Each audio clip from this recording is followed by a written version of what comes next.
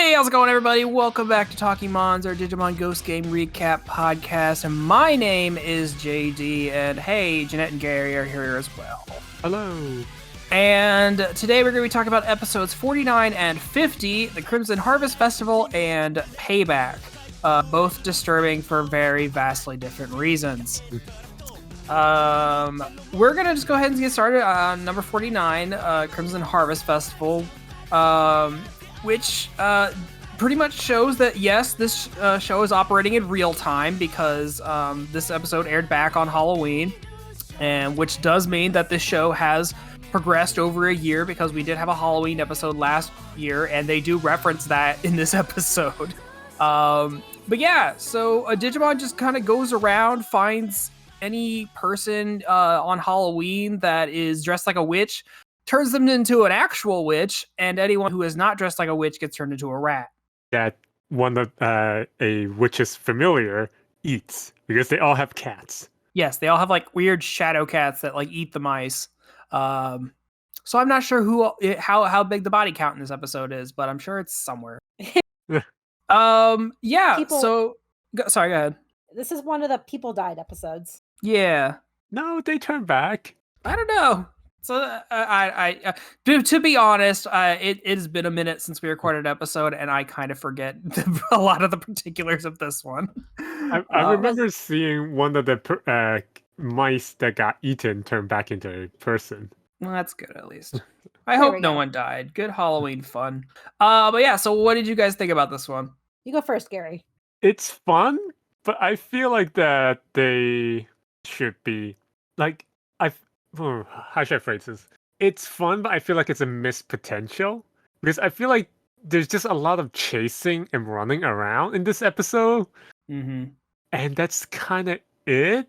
Like they didn't really go solve a mystery or anything, and they didn't really play into the Halloweenness of the thing aside from being the whole which is the theme of the episode. Otherwise, I do like that tiny bit of possible important plot at the very end. What was that again? After they defeated Witchmon, she asked if Gammamon, since he evolved several times, he was this certain dragon thing. I forgot the name of. Oh yeah, I see, like the Great Conqueror or something. Yeah. Oh yeah, I forgot she straight up asks him that. And he just looks at him with his big eyes and goes, "Who?" I mean, I'm sure Gulus Gammamon knows something about that, but regular Gammamon doesn't. Jeanette, what did you think? I really feel like they phoned it in for this episode. It was kind of a disjointed mess. Like the animation was sloppy, the writing was sloppy. It just didn't gel. Yeah, I guess I'm kind of with you. Yeah, I do feel like it was kind of a like we need a Halloween episode for this year, so we just kind of we haven't used Witchmon for anything, so we're just gonna do that. It was fun though. Like it was just kind of a mess, and I did like the ending where they're like, "Be friends with the human," and she's like, "No." Yeah, she's like, "No, fuck you." Yeah, like I respect that. Yeah.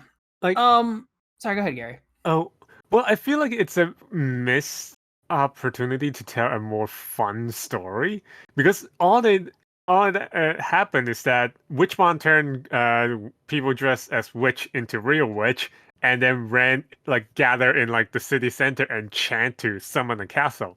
That's basically it. And there wasn't anything else about like they could have made it slightly a mystery where nobody knew that those girls was actually turning into real witch because they just kind of act normal but suspicious throughout like a Halloween party. And then they need to find what she's doing, like what she's like drawing weird symbol on the wall or something like that. Just make it more mysterious. It's like we know what's gonna happen, but I feel like that it just went from A to C without the B. Yeah. No, I kind of get that. Yeah, I agree. Yeah. So as much as like mediocre as this is, I do like the bit of Digimon lore that they did drop in this, in the sense that, and I'm gonna be real honest, I didn't realize till like earlier this year that the digital world is not the only place Digimon come from. So Witchmon makes a reference that like she came from like a realm like that's more magic based, basically. To which there is a realm that is supposed to be like adjacent to the digital world. And I think it's called witchy, where like a lot of the magic based Digimon come from. I think there's also like an Olympus thing where there's like Greek god Digimon that live there. It's a whole rabbit hole if you ever want to get into it. But Wow, I never knew that. yeah, so like Wizardmon and Witchmon, and then like a bunch of other magic Digimon apparently come from like this alternate, which I also learned is like was part of a like the old Tamagotchi. They're like Bandai tried to do like this, if I remember right, it was like they tried to do like this magic based Tamagotchi, and that's where Witch Eleni comes from. But then I guess it just got rolled into Digimon. Is So it like all kinds of weirdness? is it like a separate realm, sort of like how Yeah, they change into the real world into digital adjacent, or is it like a different layer of the digital world, like how in season 3/Tamer there's different levels of stuff that right. Digimon occupy? I need to do more research on it. My understanding, it's like how the digital world is an alternate dimension to us, where Witch Eleni is also another alternate dimension. I see. But when they come to the digital world, they like I guess maybe turn into Digimon versions of what they are. Maybe. Like I said, I need to do more research. Yeah, it just whatever the fuck that Digimon series wants it to be. Yeah, pretty much. True. Yeah. Every series is different. Yeah, it's whatever you want it to be. But yeah, I mean, I think Witchmon could have had the potential to be an interesting bad guy. And like the fact that she's like, oh yeah, on Halloween, my power is at its most powerful, so that's why I'm like trying to get all these people to like under my spell to like chant this thing. I do like that they beat her basically by running out the clock. It's like as soon as it hits midnight, all of her power goes away. Well, thanks to Pumpkin Mons. Oh yeah, Pumpkinmon comes back for a minute. I forgot about that. I love Pumpkinmon. He's a bro. He is a bro. I love that guy. Which is a nice callback because he was the bad guy of the last Halloween episode. Mm-hmm. And now they're friends. I actually didn't expect him to come back. I thought they were just gonna make that little joke. Oh, hey, it's Pumpkinmon, but it's just a pumpkin on a sack of flour. Yeah. But no, it was a nice little callback to last year's episode, so that's fun. But yeah, I mean, this was a fun, silly, of no real consequence Halloween episode. I think I liked last year's Halloween episode better, but you know. Yeah, that was definitely more I wouldn't say intense, but it feels like the stake was higher. Oh yeah. But better episode. Yeah. Yeah, sometimes you just need a silly little nothing thing. Take your mind off the thing. But yeah, it's a very like whimsical episode, and I kind of respect that. There you go. It has issues, like it's not like it's a uncomfortable. I mean, it's a kind of uncomfortable watch, but it's not like it's a painful to watch. It's like it's all right. It's fun. Yeah, believe me, we'll get to uncomfortable. I do like that one little bit where after the gang's friend turned into mice and they need to chase after the witches, they just gather the mice and just gave it to like a teacher. It's like, oh, hey, watch over these mice. Yeah. Yeah. And she just asked no questions, like, oh, how cute. It's not like, why are there rats in the building? Why do you have this pile of rats? Yeah. And I'll be honest, if it wasn't for the next episode being the next episode, I'd probably be harder on this episode. But I don't know, something about the next episode makes me feel like there's a lot worse out there. Like this isn't offensive. It's boring. The next episode, we'll get into the next episode. Yeah. You're not ready for the next episode if you haven't watched it.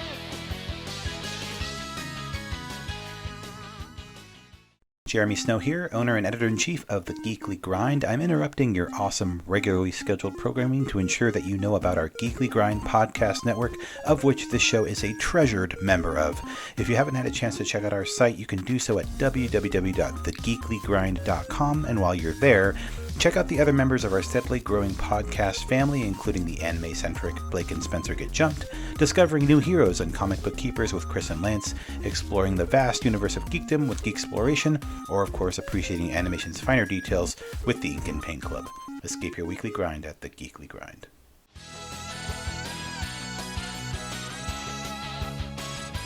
Well, I guess that's a nice segue to the next episode, which is we've hit episode 50, titled Payback, and this episode is so much scarier. It's just icky because there's a lot of implied grossness. Not just implied. I don't necessarily see it as implied grossness. I see it as a morality tale, I guess. I mean, this is a kids show, so this one actually have more substance, I feel like, than the previous episode. It's a kid show, but this episode is for people who want to fuck Digimon. There's just no way around it. Yeah. Anyway, so if you remember back a couple weeks ago, we had that episode about the kid who found the website, was getting like impossible things for people, and it was actually Jellymon and the Antilamon just making things happen. Mm-hmm. Oh, it's the same guy? I think it's the same kid. So this time he is visited. Maybe it's not. Okay, I think maybe it's not. Anyway, this guy is lonely. He doesn't really have any friends, which attracts this Digimon called Pokemon. Now, Pokemon is a Wormmon armor evolution, even though it looks nothing like it. But anyway, so Pokemon is this little heart-eared, weirdo-looking rabbit thing, and kind of reminds me of, is it Impmon? Yeah, a little bit. Yeah, like the polar opposite. Like a good Impmon. Yeah. But yeah, so Pokemon latches onto this kid because of his loneliness, and like she does stuff for him, and then as soon as she does it, she like, okay, now you do it back to me. Just simple like gestures or gifts or anything like that, until it gets to the point where things that Pokemon is doing for this kid Riku, he literally is physically incapable of doing the same. Like actual Digimon moves. Right, exactly. At some point where Pokemon have this ability to like basically play out a scenario that have a positive end in situation that might be that would have caused trouble for Ruki. So it's a resolving problem for him. Yeah, and he starts bringing Pokemon around and showing her off, like in the sense that like how Hero has Gamamon. So he's just like, yeah, I also have one of these like hyper intelligent AI hologram things. But it gets to a point where Pokemon is like marking down every time that Riku does not reciprocate an action, to the point where it evolves into Maycrackmon. So if you remember Maykumon from earlier this season, or Digimon Tri, it has an evolution where it is a giant sexy cat lady. And where this episode gets really creepy is it is almost implied that this kid fucked this cat at one point. Because there is a scene of them asleep, spooning in bed. There is. And so it is never outrightly stated, but I'm pretty sure he fucked that cat. Listen, high school just hits differently. Are they even in high school? I thought they're middle schoolers. Well, he bloomed early. I don't know. Japan's fucking weird, man. I didn't see it that way. I just see it as a big cat who didn't know its size. But anyway. Either way, it's uncomfortable. Like, he sleeps with this sexy cat lady next to him, and they spoon, and it's really weird. And it's also weird because, like, it's because Pokemon Maycrackmon very plainly states that this is a romantic relationship she's building. Like, she loves this kid. And it is not till the end of the episode that they're able to, like, sit this cat down and be like, yeah, Digimon and humans can't, like, romantically be involved. Like, it's impossible. To which I'm sure that kid said, "Fuck you." But I feel like it's more of the reciprocation thing that's impossible. Right. Well, because in the sense that like what Maycrackmon wants is impossible, but also they're just saying that like no, humans and Digimon can't date each other. Because from Forbidden. what I see it's that she doesn't understand what relationship is, and it's just she just think that everything she does have to be reciprocated, and I Right. think that they were explaining that that's impossible and that's not healthy, and that's more of a she running after that. She runs away because she don't accept that that's possibility that Right. human can like she thinks that human can definitely reciprocate equally because she thinks whatever Digimon do, they humans can do too. Doesn't she Really like vague. Then at one point she like tries to like start doing stuff to his body to like make him more Digimon, like stretching his ears out and just pulling on his hair and stuff. Yeah, It's really gross. It's really uncomfortable. Yeah. I didn't get the whole uncomfortableness until you guys say it. I mean, granted, the design of May Crackmon is a little too furry for me, but She has very yeah. pronounced boobs. But from just the interaction and just the script writing wise, it just sounds more like trying to teach a lesson where whatever type of relationship it is, it's impossible to do the same equally. You can't pay people back equally. Like I Right. see it as a morality tale more than anything. Gary Yeah. has the right idea. The problem is they did it with a sexy cat lady. And like, and I'm sorry to keep harping on this. It's just it's very much in your face in this episode. No matter like whether it's Maycrackmon or Pokemon, like I'm uncomfortable by both of them because like Maycrackmon is a big sexy cat lady. That's uncomfortable. And she like towers over him by like a good 2 feet. And then Pokemon is this tiny little thing that is like barely comes up to his waist and is acting almost childlike, but is like trying to pursuing a romantic relationship with this kid. So it's just uncomfortable on all sides. Yeah, I didn't see the whole romantic relationship until reading the Wikipedia summary. I thought they said like just pretty much like outright that like she loves him and like just treats this as a romantic relationship. Yeah, I guess so. But I guess while I was reading the subtitle, that never came across to me like that. And also, I never thought that they would like get a yandere like whatchamacallit type of character like this in the Digimon show. Well, there's a will, there's a way. Yeah. She made the Jellymon look well adjusted. You're right. Yeah. At one point, well, I love how that they were eating in the cafeteria and it was just like really weird out. Like everybody's weird out. Weirded out. I'm watching the episode. Yeah. because isn't it like there's like it's after Pokemon evolves into Maycrack, they're sitting in the cafeteria and like she's feeding him or something. Yeah, the kids are just watching big sexy cat lady spoon feed. What the fuck is this show? Right. Yeah. And then she just run off after him, chasing him and such.